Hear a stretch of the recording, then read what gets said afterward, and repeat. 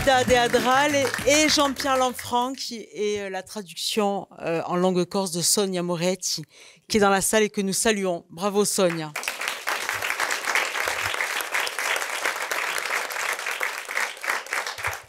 Alors vous avez vu le professionnalisme, hein, petit arrêt et on a repris comme si de rien n'était. C'est aussi le talent de cette équipe. Unidad et Adral, et ça a débuté quand, Jean-Pierre? Unidad et Adral en 99. Donc déjà un beau parcours. 1800. Oui, déjà 23 ans, c'est ça. Ouais. Alors, pour les 400 ans de la naissance de Molière, tu as travaillé sur 4 pièces, des comédies, et tu as choisi une tragédie. C'est celle que nous avons découverte ce soir. Ta volonté, c'était de montrer que Molière, c'était pas uniquement de la comédie? Oui, c'est parce qu'on a dans la tête que Molière, c'est de la comédie, c'est fait pour rire. En fait, il a écrit aussi d'autres pièces.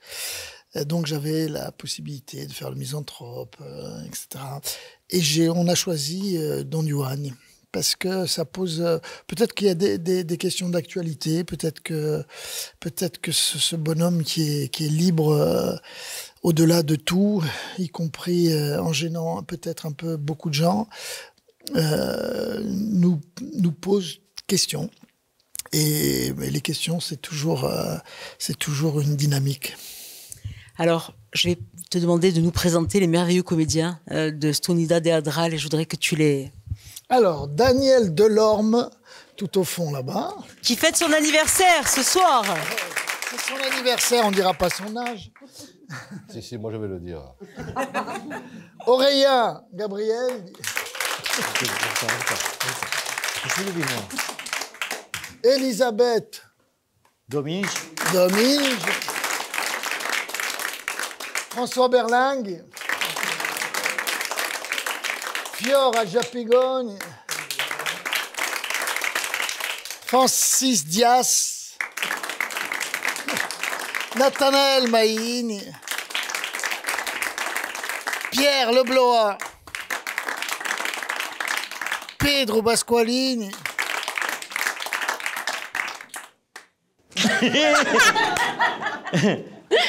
et Daniela Ferrari. Aurélia Ferrari.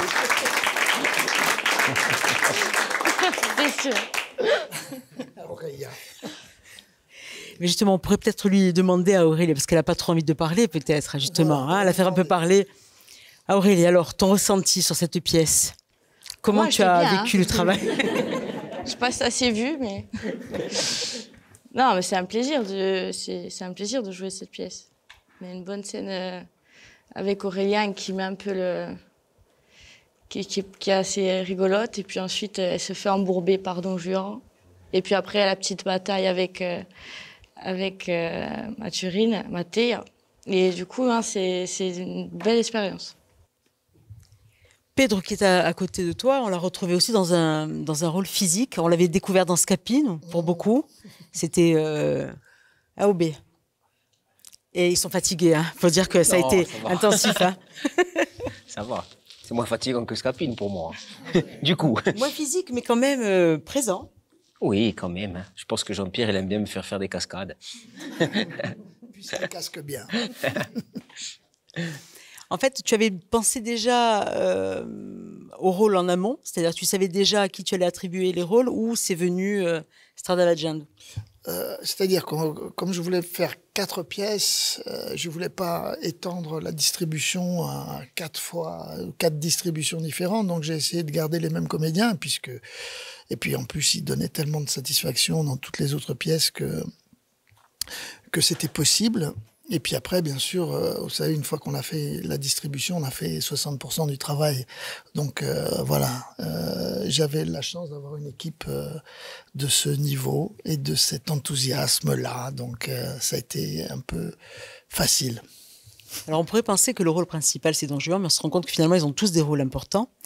Mais il te fallait choisir un comédien pour Don Juan. Et quand il est rentré tout à l'heure, avant même qu'il ne parle, dans la salle d'Artélie, où il y a eu des réactions. Et pas que les femmes. Je voulais le dire. J'ai entendu « Waouh »,« Cousibelle ». Donc c'était déjà un casting réussi au niveau allure. C'est pas seulement la beauté. Exactement. Justement, c'est un libertin. Libertin du XVIIe siècle, c'est-à-dire un libre penseur, quelqu'un qui est capable de remettre en question toute la société dans laquelle il vit, toutes les valeurs qui sont là, et les remettre en question et essayer de vivre avec le plus de liberté possible. Alors effectivement, sa liberté à lui, c'est de ne pas tricher, d'essayer de ne pas tricher avec lui-même. Alors, bien sûr que ça fait des dégâts peut-être autour de lui, mais en tout cas, lui, il essaye de suivre cette chose-là jusqu'à la mort. C'est-à-dire qu'il n'a pas peur de se mettre en péril par rapport à ça. C'est une liberté qu'il paye très cher, même si d'autres payent aussi autour de lui. Ce qu'il aime par-dessus tout, c'est la passion, ce personnage, finalement. Vraiment, c'est dans l'écoute que je suis beaucoup avec Sganarelle et en fait, tout ce que dit Sganarelle me fait écho, en fait. Et en fait, oui, quand il dit t'attacament, inattacament, et en fait, j'essaie de... Non, je ne sais pas si c'est la passion qui le dirige. Je pense que oui, c'est un jouisseur, mais... je ne sais pas, est-ce que c'est la passion qui dirige il le dit dans sa première grande réplique qu'on a beaucoup travaillé, qui est dit, moi, il n'y a pas de raison que je m'arrête à une seule personne si j'aime les autres. Si je vois quelqu'un que j'aime, qui me fait vibrer, qui m'impressionne au niveau du corps, je vais écouter cette chose-là. C'est-à-dire, c'est en ça qu'il essaie d'être libre. Et bien sûr que cette chose-là, ça va l'amener et c'est la conquête qui l'intéresse. Et le côté passionnel. Une fois que la passion s'est éteinte, ça ne l'intéresse plus. À Don Elvire, c'est peut-être la plus belle femme qu'il a rencontrée. Une fois qu'il a atteint cette chose-là, il lui dit, je suis parti que pour vous fuir, parce que je ne vous aime plus. Et j'ai un cœur sincère, c'est-à-dire j'écoute mon cœur. Alors bien sûr que ça fait des dégâts, parce que Don Elvire, la pauvre, elle s'en prend plein la tête, comme on dit. Mais lui, il essaie de pas tricher avec ça. Et c'est cette passion-là. Et quand il n'a pas la hauteur de cette passion-là, ça ne l'intéresse plus. C'est pour ça que je dis que c'est la passion il est amoureux de la passion. Alors, du coup Mais c'est un rôle qui doit faire évoluer en permanence. On doit tout le temps cogiter à ce personnage. On doit se demander, en fait, s'il est vraiment si mauvais que ça, ou si au contraire il a une certaine honnêteté.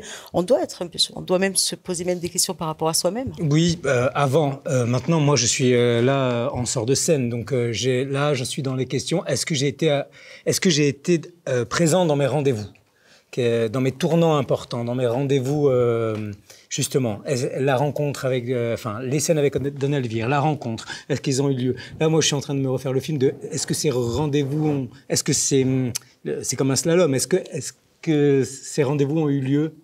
Est-ce que, là, aujourd'hui, moi, j'essaie de plus réfléchir à Don Juan. J'essaie d'être présent, juste dans le jeu, est-ce que j'ai été dans le jeu? Voilà. On peut demander à Sganarelle ce qu'il en pense. Sganarelle, comment il a été finalement dans Juan ce soir? Avec moi, oui, il ne rate pas les rendez-vous. Fille. On va peut-être demander au public de prendre la parole, de vous poser des questions, de donner leurs sentiments. Parce qu'en plus, là, vous avez des acteurs formidables, donc profitez-en. Hein. Mise-en.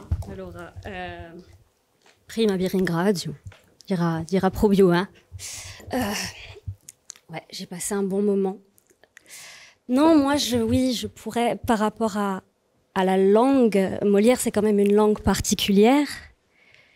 Pour un comédien, le fait de changer de langue, on n'est plus dans la langue de Molière, on est en Corse, et pourtant, on garde, il y a forcément quelque chose qui reste. Qu'est-ce que ça fait pour un acteur de défendre un texte comme ça, dans une langue qui, en plus, pour nous, est très intime? Donc, voilà. Qu'est-ce que vous auriez à dire autour de ça?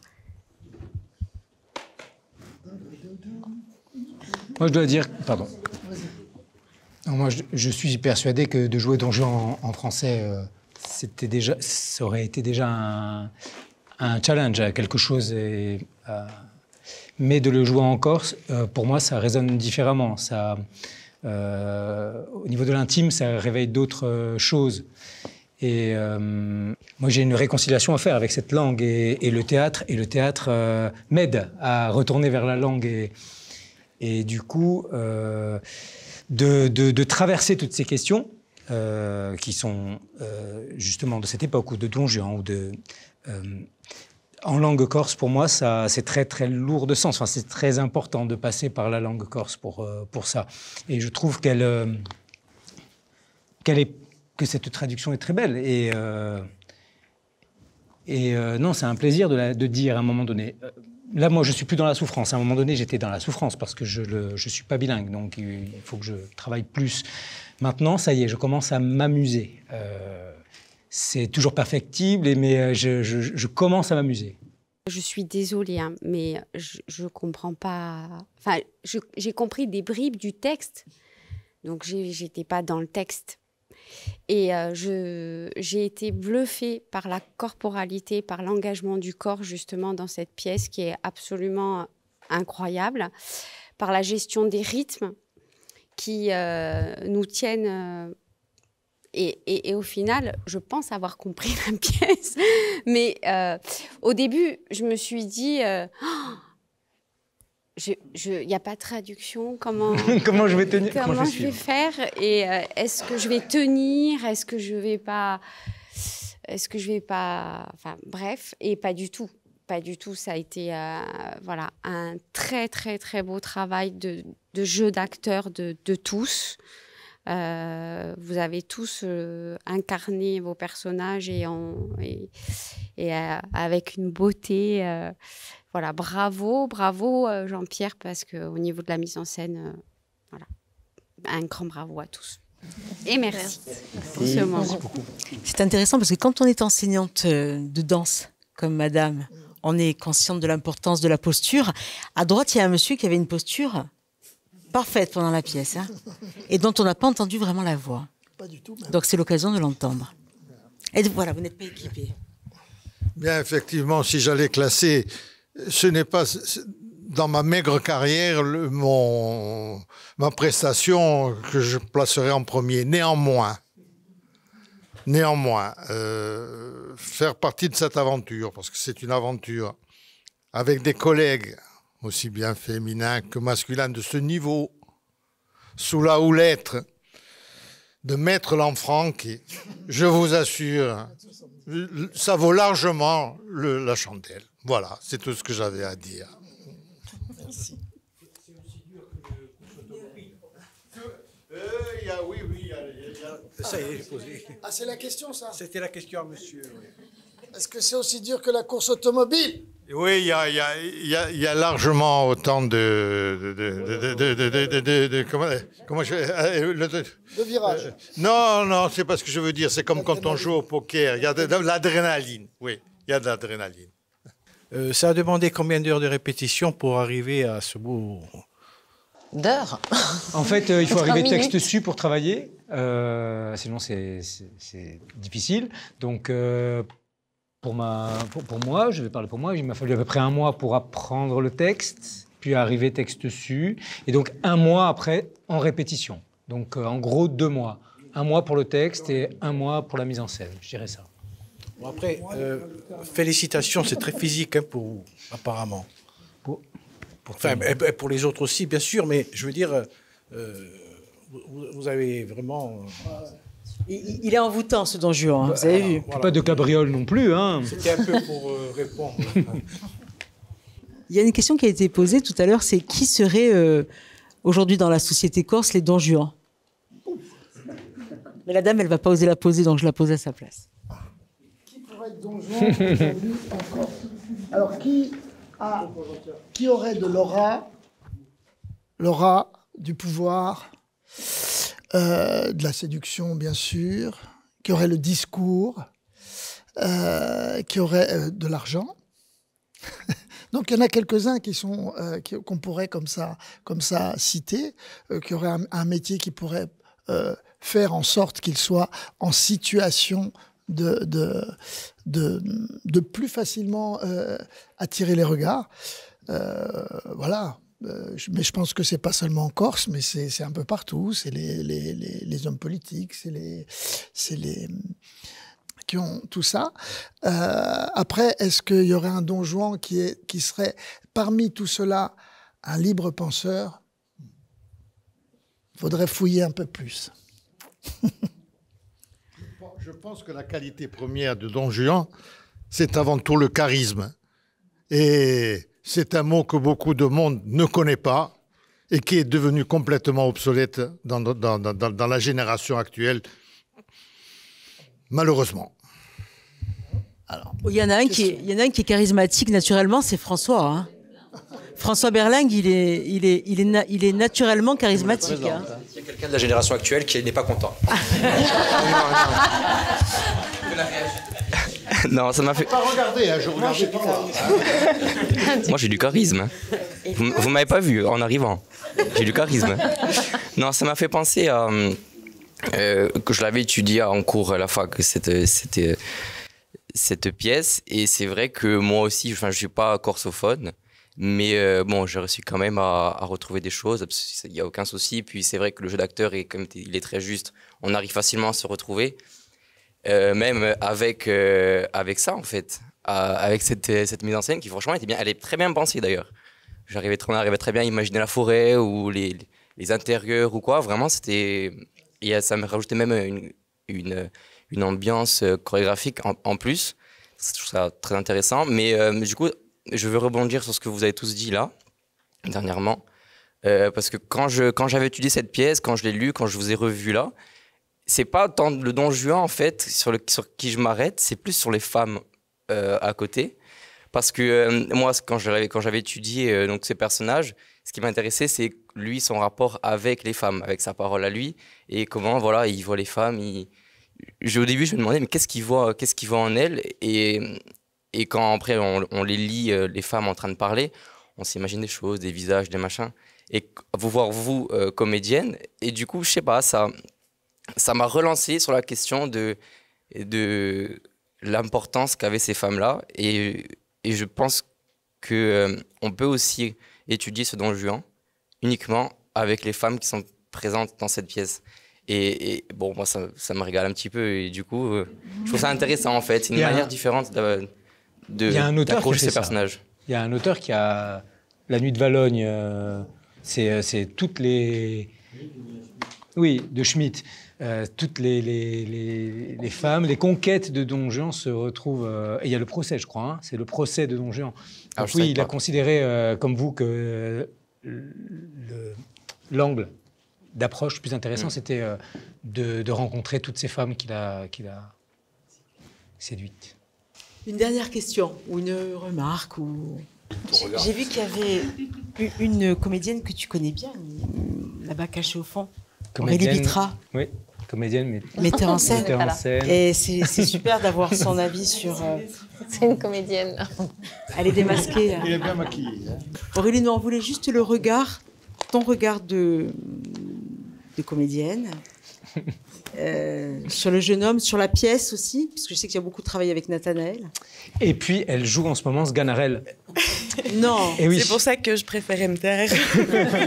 C'est très dur. Enfin, c'est dur, c'est génial. C'est génial parce que je ne suis pas corsophone et j'ai tout suivi. Mais à la réplique près, du coup. Je connais très bien le texte. C'est pour ça que j'ai un œil très bizarre. Voilà. Mais quel plaisir de vous voir tous jouer, en fait. Jouer Don Juan, c'est super. Il n'y a pas de professionnel ou pas professionnel, je crois. Il y a juste, comme tout le monde, d'être là et d'en profiter. Et puis de voir les copains. Et merci et bravo, du coup. François, le mot de la fin. Pardon? Le mot de la fin. Ah, toujours.